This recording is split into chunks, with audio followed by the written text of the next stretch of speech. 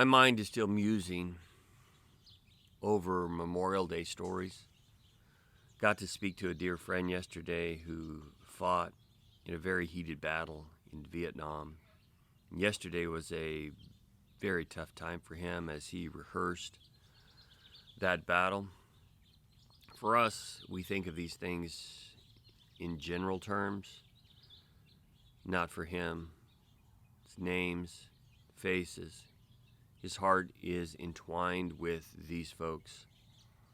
Vietnam for America was one of the first wars that was fought almost on television where America could see it and see the horrors of war.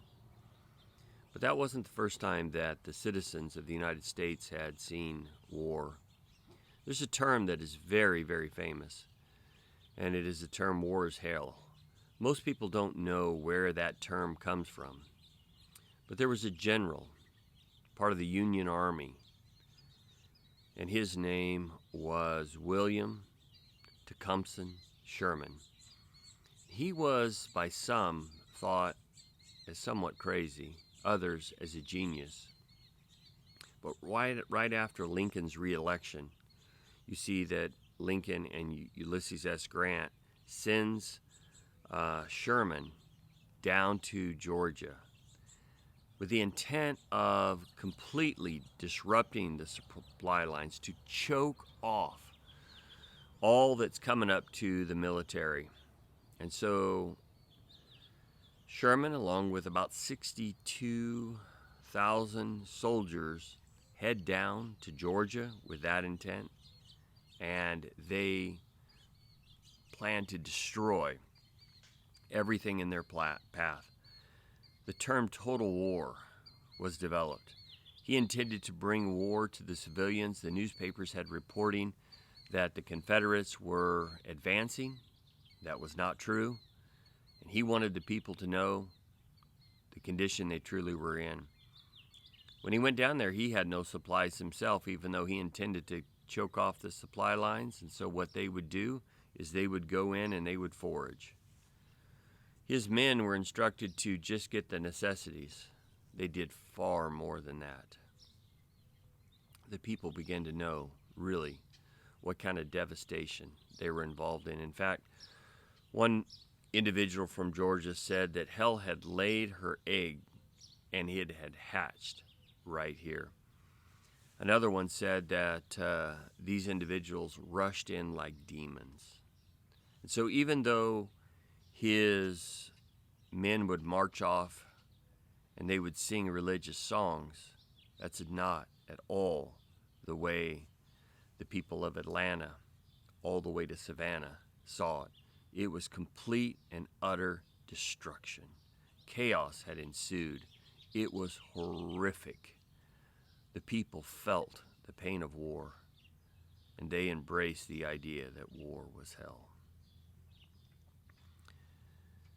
In our passage today, we see in Revelations 9:6 and also verse 11, it says, "And in those days shall men seek death, and shall not find it, and shall desire to die, and death shall flee from them.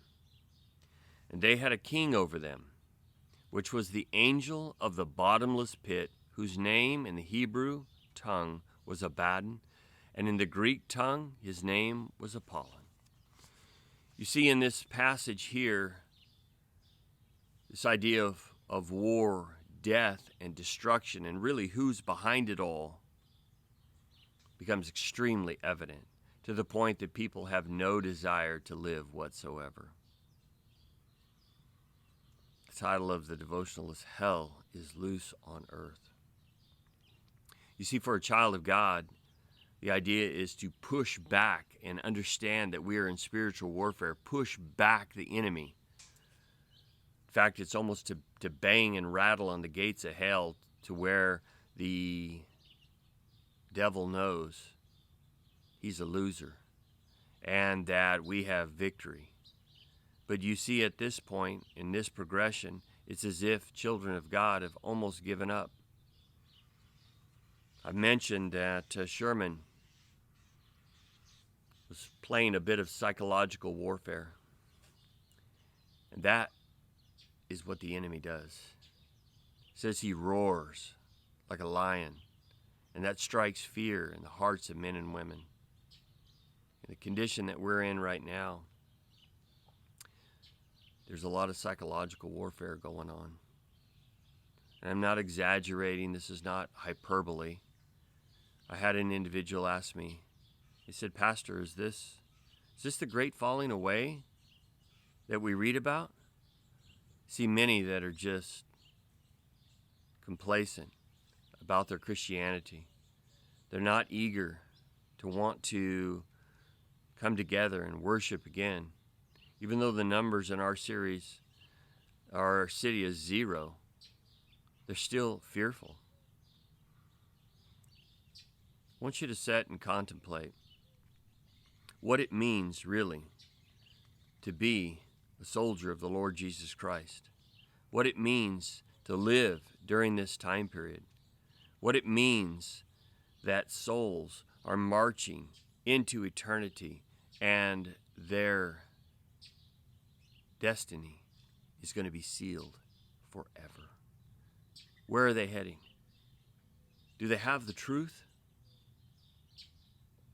What's your strategy? Are you on the Lord's side? We are more than conquerors in Him. I would encourage you to realize that the general that you have,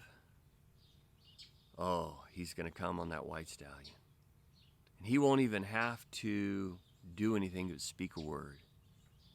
And that power of that word is given to you. March out today in strength of that word. Be encouraged.